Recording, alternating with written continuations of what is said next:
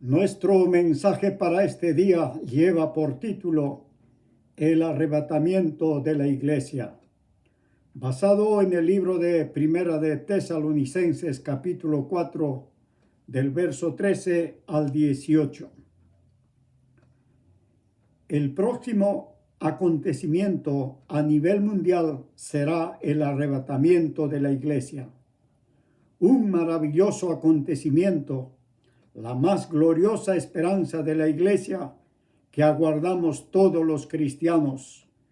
Nuestro anhelo ferviente que un día seremos llevados al hogar celestial para ver la gloria de Jesucristo.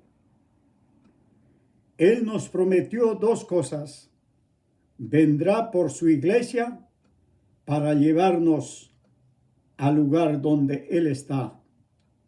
Sin embargo, el arrebatamiento de la iglesia es un tema bastante discutido, polémico y controversial, porque hay varias posiciones difíciles de convencer,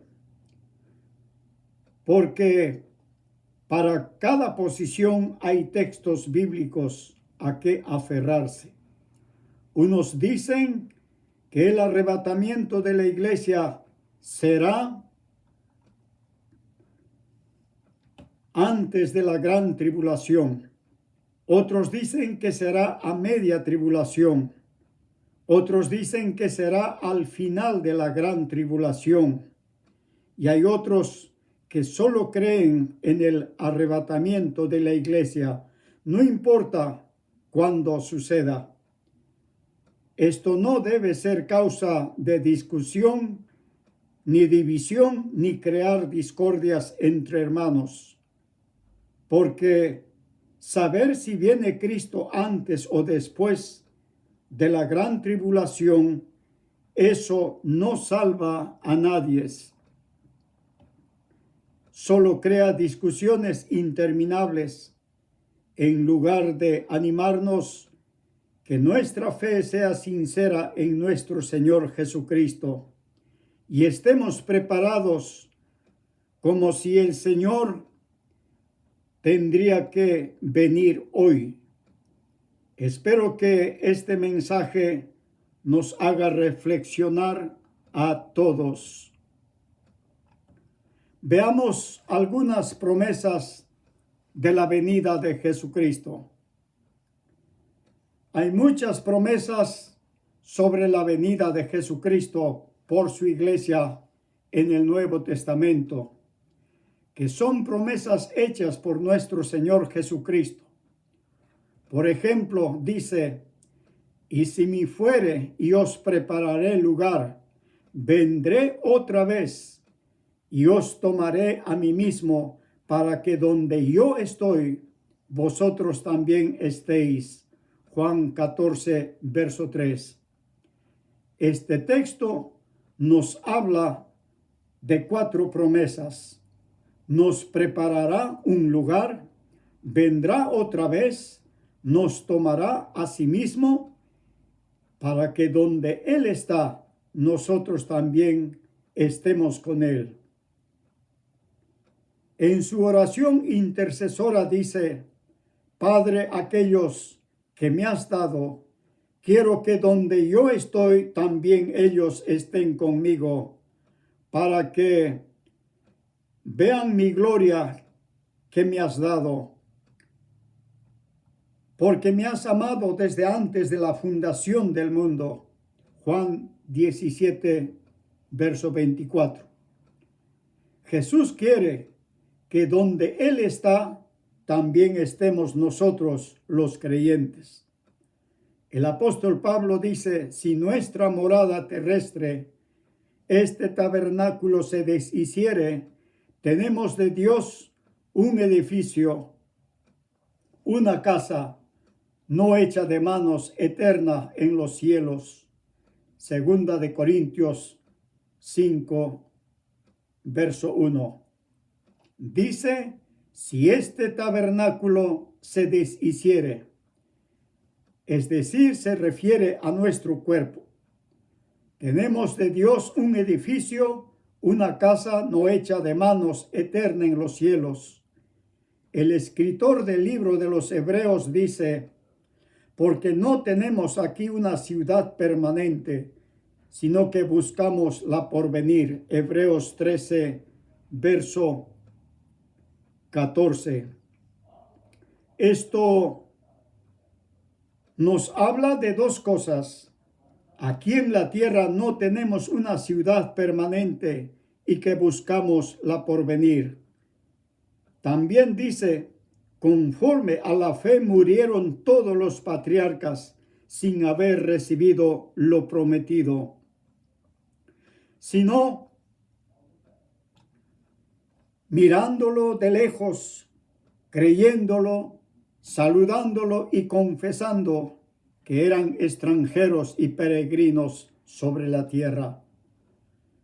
Porque los que esto dicen claramente dan a entender que buscaban una patria, pero anhelaban una mejor, esto es celestial.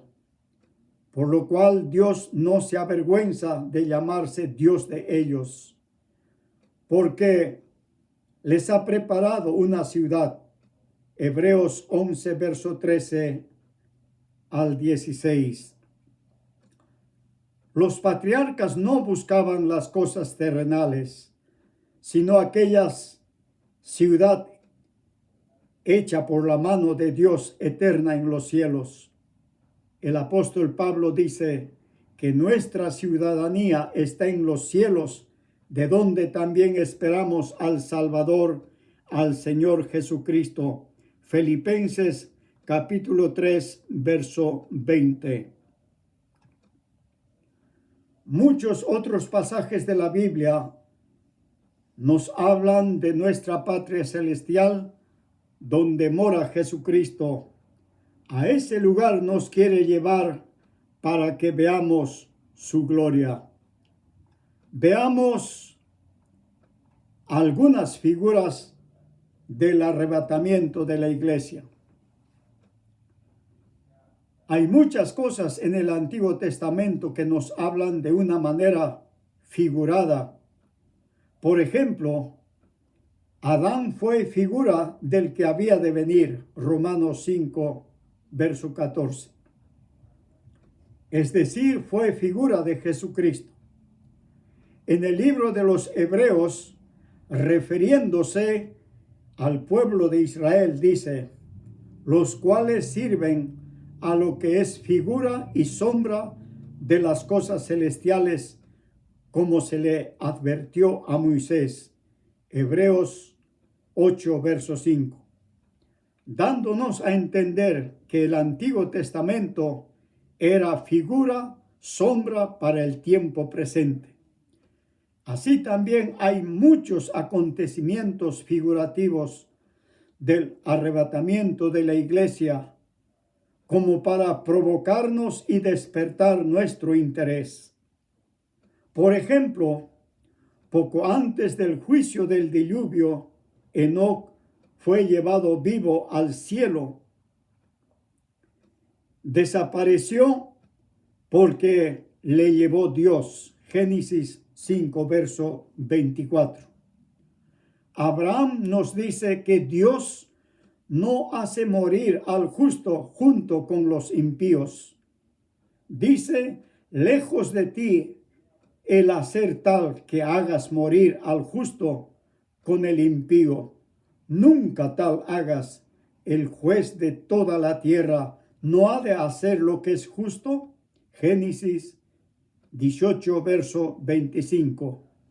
Y en el capítulo 19 de Génesis dice: deteniéndose él, los varones asieron de su mano y de la mano de su mujer y de la mano de sus dos hijas, según la misericordia de Jehová para con él, y lo sacaron y lo pusieron fuera de la ciudad. Génesis 19, verso 16. Es muy interesante que Lot y su familia fueron sacados fuera del alcance del juicio de Dios antes que Sodoma sea destruido por el fuego. A pesar de que Lot no era tan espiritual que digamos como Abraham.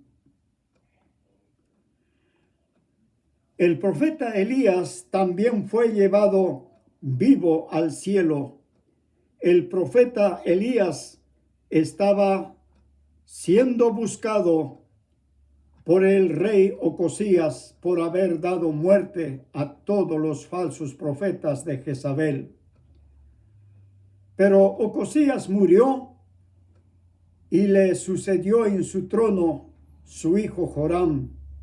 Y aconteció que, yendo el profeta Elías y Eliseo, y hablando, he aquí un carro de fuego con caballos de fuego, apartó a los dos, y Elías subió al cielo en un torbellino.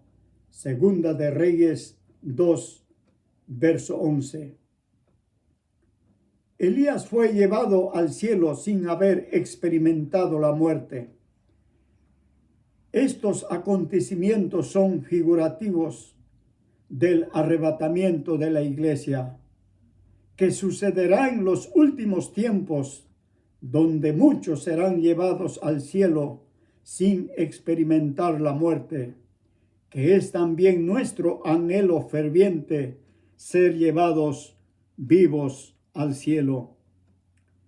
Veamos el arrebatamiento de la iglesia según el Nuevo Testamento. El arrebatamiento de la iglesia está basado en la palabra de Dios, que dice: porque el Señor mismo, con voz de mando, con voz de arcángel y con trompeta de Dios, descenderá del cielo, y los muertos en Cristo resucitarán primero. Luego, nosotros los que vivimos, los que hayamos quedado, seremos arrebatados juntamente con ellos en las nubes para recibir al Señor en el aire, y así estaremos siempre con el Señor. Primera de Tesalonicenses 4, versos 16 y 17. La pregunta es: ¿quién es el que desciende del cielo con voz de mando, con voz de arcángel y con trompeta de Dios? Es el Señor Jesucristo. Segundo, ¿quiénes son los que resucitan primero? Son los que han muerto en Cristo, es decir, los creyentes que murieron durante la era de la iglesia. Tercero, luego los que hemos quedado vivos seremos arrebatados juntamente con ellos en las nubes para recibir al Señor en el aire. Cuarto, y así estaremos con el Señor.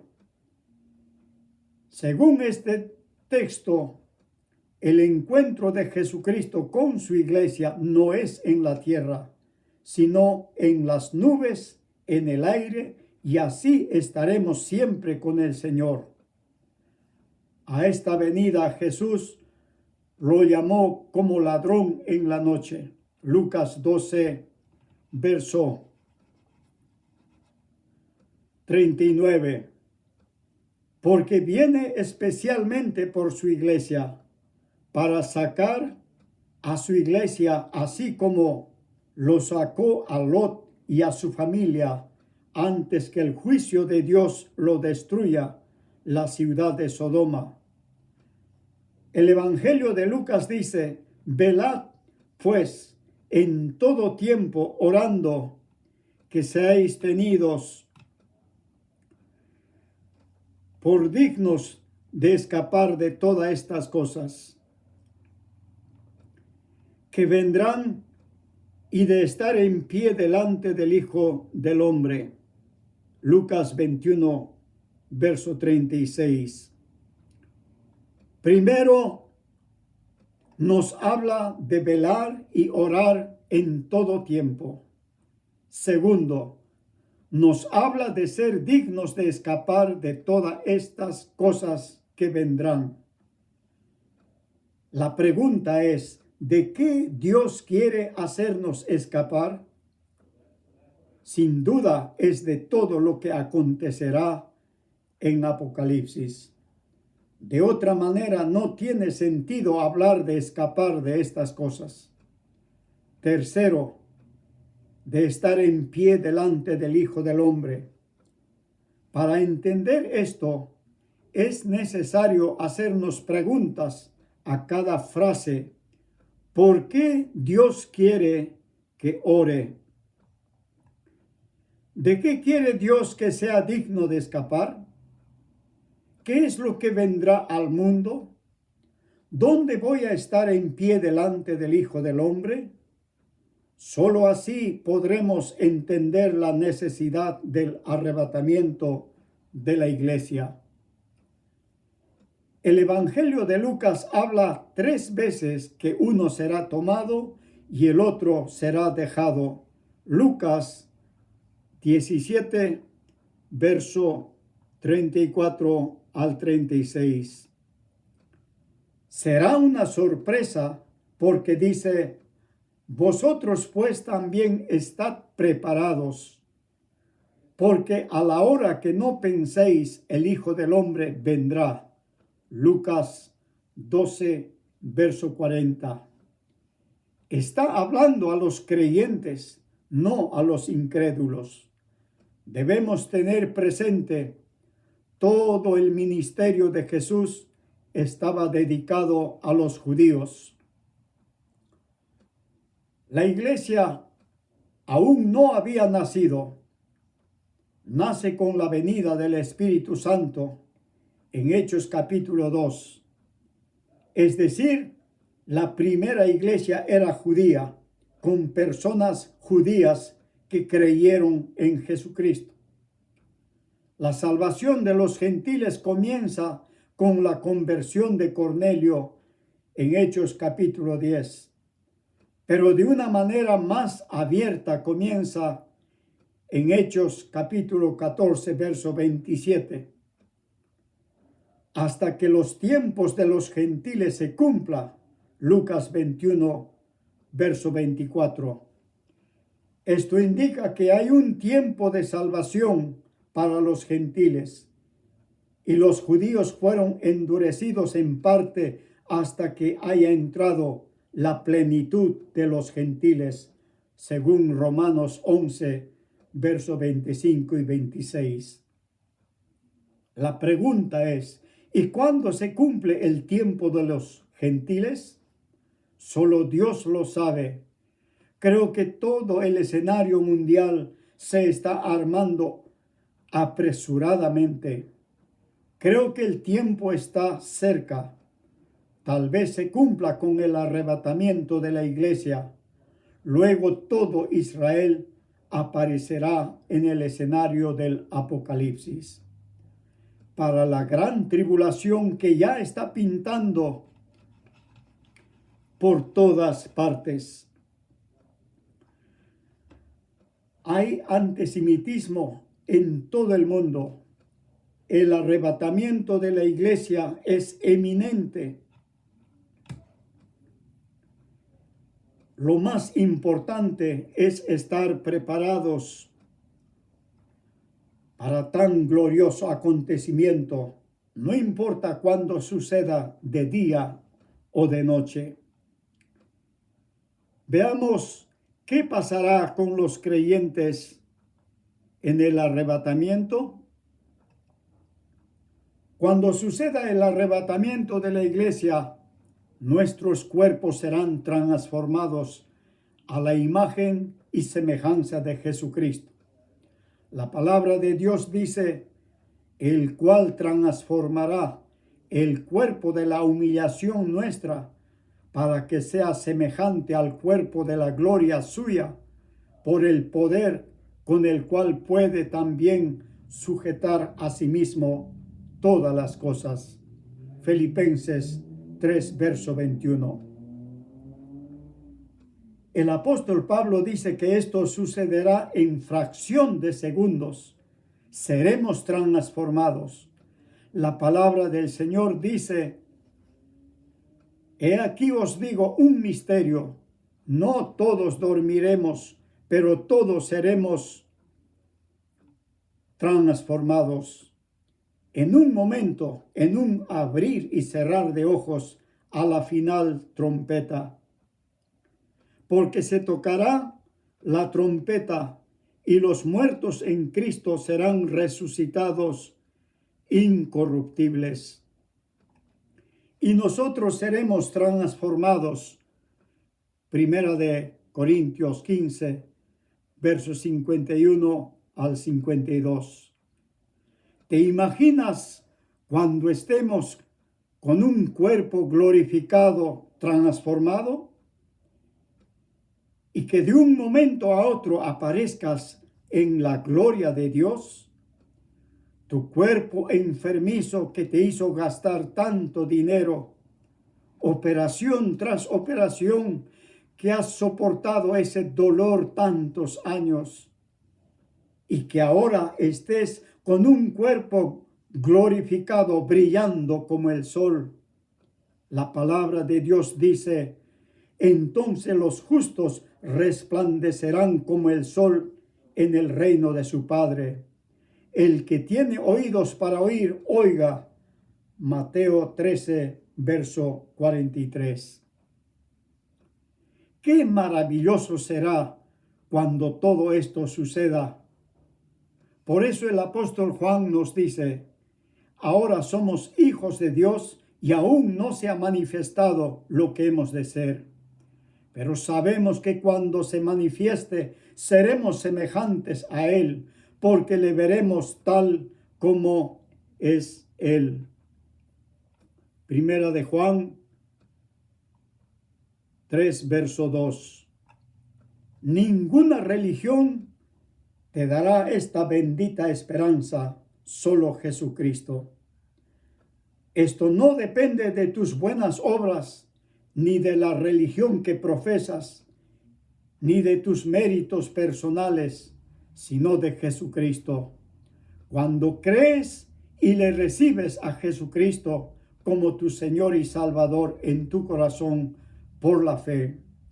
Finalmente, quiero terminar este mensaje recordándole: qué maravilloso será cuando seamos transformados para ser semejantes al cuerpo de la gloria de Jesucristo. Qué glorioso será ser arrebatados para recibir al Señor en las nubes. Qué hermoso día será cuando estemos en la gloria del Señor Jesucristo. Estamos a las puertas de un gran acontecimiento del arrebatamiento de la iglesia. Creo que la iglesia está entrando a la recta final de su historia. Despierta, la noche está avanzada, ya es hora de levantarnos del sueño, porque ahora estamos más cerca de nosotros nuestra salvación que cuando creímos. Dios nos ha dado descripción de los últimos tiempos, nos dio señales de su venida, nos dio advertencias, nos dio su espíritu para discernir los tiempos. Apreciado oyente, busca a Dios mientras pueda ser hallado. Llamadle entre tanto que está cercano, porque vendrá tiempo, aunque quiera ser salvo, ya no será posible. La palabra de Dios dice: muchos tocarán la puerta después que se cerró la puerta, diciendo: Señor, ábrenos, Señor, ábrenos. Pero el Señor les responderá: no sé de dónde sois, apartaos de mí, hacedores de maldad. Apreciado oyente, hoy es cuando Dios te extiende su mano para salvarte. Hoy es cuando Dios te busca, te llama te invita ofreciéndote el perdón de tus pecados gratuitamente por la fe en Jesucristo. Apreciado oyente, no descuides una salvación tan grande que Dios te ofrece en Jesucristo. Tal vez otro día sea demasiado tarde. Muchas gracias por su atención. Que Dios te bendiga grandemente. Hasta la próxima.